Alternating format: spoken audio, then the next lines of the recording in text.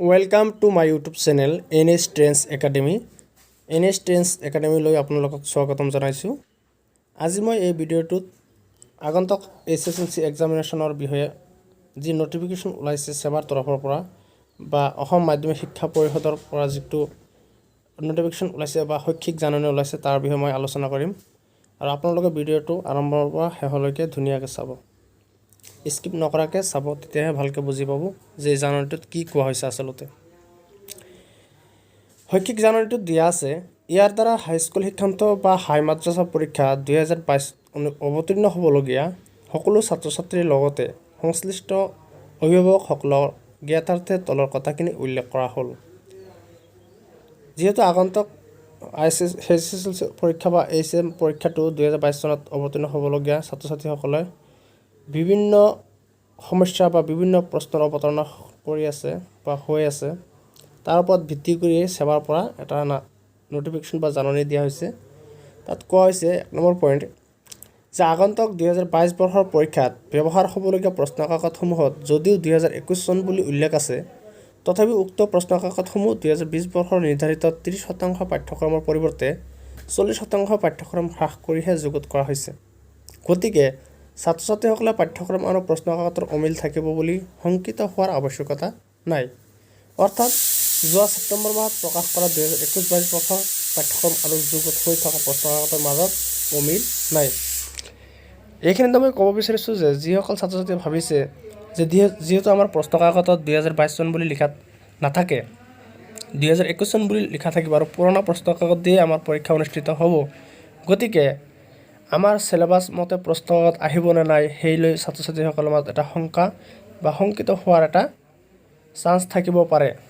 কিন্তু ইয়াত স্পষ্টভাৱে সেৱাৰ তৰফৰ পৰা জনাই দিয়া হৈছে যে নাই, কোনো ছাত্ৰ ছাত্ৰীয়ে কোনো ধৰণৰ শংকিত হ'ব নালাগে। যদিও প্ৰশ্নকাকত 2021 বুলি লিখা থাকিব, কিন্তু এইটো 2020 বৰ্ষৰ নিৰ্ধাৰিত 30% পাঠ্যক্ৰমৰ পৰিৱৰ্তে 40% পাঠ্যক্ৰম হ্ৰাস কৰিহে এই প্ৰশ্নকাকতসমূহ কি কৰা হৈছিল, বনোৱা হৈছিল বা যুগুত কৰা হৈছিল। 2 নম্বৰ পইণ্টত কৈছে 2021 বৰ্ষৰ বাবে যুগুত কৰা প্ৰশ্নকাকতসমূহ সম্পূৰ্ণ সুৰক্ষিত অৱস্থাত সম্প্ৰতি পৰীক্ষা কেন্দ্ৰসমূহৰ বিপৰীতে থকা সংশ্লিষ্ট আৰক্ষী থানাসমূহলৈ প্ৰেৰণ কৰি থকা হৈছে। আৰু এই যি প্ৰশ্নকাকতসমূহ বহুত ছেফটি হৈ আছে, কাৰণ এইবিলাক প্ৰশ্নকাকত কোনো ধৰণৰ কোনো অনুষ্ঠানত বা কোনো চেণ্টাৰ স্কুলবিলাকত বা য'ত পৰীক্ষা অনুষ্ঠিত হ'ব সেই চেণ্টাৰ স্কুলবিলাকত দিয়া নাই, ডাইৰেক্ট থানাত দিয়া হৈছে। আৰু সেই থানাৰ পৰাহে সেই স্কুলখনৰ আণ্ডাৰত যিটো থানা পৰে সেই থানাতহে থোৱা হৈছে প্ৰশ্নকাকতসমূহ। আৰু তাৰ পৰাহে প্ৰত্যেকদিনাই যেতিয়া পৰীক্ষা অনুষ্ঠিত হ'ব, যি ছাবজেক্টৰ যি পৰীক্ষা অনুষ্ঠিত হ'ব, সেইদিনা সেই সংশ্লিষ্ট থানাৰ পৰাহে প্ৰশ্নকাকতসমূহ বিদ্যালয়লৈ যাব। গতিকে প্ৰশ্নকাকতৰ সুৰক্ষিত লৈ কোনো ধৰণৰ প্ৰশ্ন বা কোনো ধৰণৰ শংকিত হোৱাৰ আৰু দ্বিধাবোধ কৰাৰ কোনো কি নাই, চান্স নাই। 3 নম্বৰ পইণ্টটো হ'ল 2021 বৰ্ষত অনুষ্ঠিত হৈ যোৱা বিশেষ পৰীক্ষাটোৰ প্ৰশ্নকাকত সম্পূৰ্ণ কি আছিল, সুকীয়া আছিল।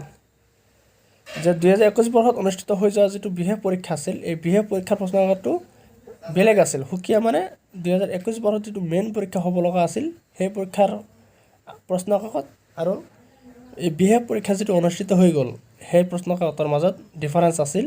2টা প্ৰশ্নকাকত ছেম বুলি কোনোবাই যদি ভাবিছে সেইটো ভুল হ'ব, 2টা প্ৰশ্নকাকত কিন্তু বেলেগ বেলেগ আছিল।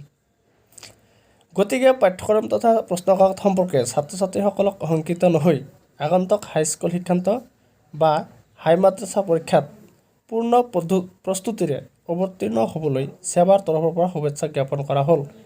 আৰু সেইকাৰণে অভিভাৱক তথা ছাত্ৰ ছাত্ৰীসকলক কোনো ধৰণৰ শংকিত নহৈ আগন্তুক SSLC পৰীক্ষাৰ কাৰণে বা হাই মাদ্ৰাছা পৰীক্ষাৰ কাৰণে সকলো ছাত্ৰ ছাত্ৰীকে কি দিয়া হৈছে, সেৱাৰ তৰফৰ পৰা শুভেচ্ছা জ্ঞাপন কৰা হৈছে। পৰৱৰ্তী সময়তো সেৱা কৰ্তৃপক্ষ যিকোনো পৰিস্থিতিতে ছাত্ৰ ছাত্ৰীৰ হিতৰ বাবে পদক্ষেপ ল'বলৈ বদ্ধপৰিকৰ। আৰু যদি পৰৱৰ্তী কোনো ধৰণৰ সমস্যাৰ সন্মুখীন হ'ব লগা হয় বা কোনো ধৰণৰ প্ৰশ্ন থাকে ছাত্ৰ ছাত্ৰী বা অভিভাৱকৰ মাজত, তেতিয়াহ'লে তাৰ বাবে আপোনালোকে সেৱাৰ পৰা বিভিন্ন ধৰণৰ নটিফিকেশ্যন পাই থাকিব। তেনে পৰিস্থিতিত সেৱাৰ তৰফৰ পৰা জাননী দিয়া হ'ব বা বিভিন্ন ধৰণৰ স্পষ্টীকৰণ আপোনালোকে সেৱাৰ তৰফৰ পৰা পাই থাকিব। গতিকে যিসকল ছাত্ৰ ছাত্ৰীয়ে SSLC পৰীক্ষা দিম বুলি ভাবি আছে বা তেওঁলোকে দিবলৈ গৈ আছে, তেওঁলোকলৈ মোৰ তৰফৰ পৰা শুভেচ্ছা থাকিল। তোমালোকে ভালকৈ পঢ়া শুনা কৰা। তোমালোকক যিটো চিলেবাছ দিয়া হৈছে চেবাৰ তৰফৰ পৰা সেইমতে তোমালোকে ভালকৈ অধ্যয়ন কৰি ভালকৈ পৰীক্ষা দিয়া। কোনো ধৰণৰ চিন্তা কৰাৰ দৰকাৰ নাই, কোনো ধৰণৰ শংকিত হোৱাৰো দৰকাৰ নাই। ভালকৈ পঢ়া শুনা কৰিলেই হ'ল আৰু যিটো প্ৰশ্ন আহিব মূৰত এটা ভাৱ লৈ পঢ়া শুনা কৰিলেই হ'ল যে প্ৰশ্নবিলাক আমাৰ চিলেবাছৰ আণ্ডাৰতে হ'ব। গতিকে যিমান ভালকৈ অধ্যয়ন কৰিব সিমান ভাল ৰিজাল্ট হ'ব। গতিকে সকলোকে মোৰ তৰফৰ পৰা আকৌ এবাৰ শুভেচ্ছা থাকিল। ভালকৈ অধ্যয়ন কৰি ভালকৈ পৰীক্ষা দিয়া। এইখিনিয়ে কৈ মই এই ভিডিঅ'টো সামৰণি মাৰিছোঁ। অনুগ্ৰহ কৰি মোৰ এই চেনেলটো লাইক, কমেণ্ট, শ্বেয়াৰ আৰু ছাবস্ক্ৰাইব কৰিবলৈ নাপাহৰিব। ধন্যবাদ।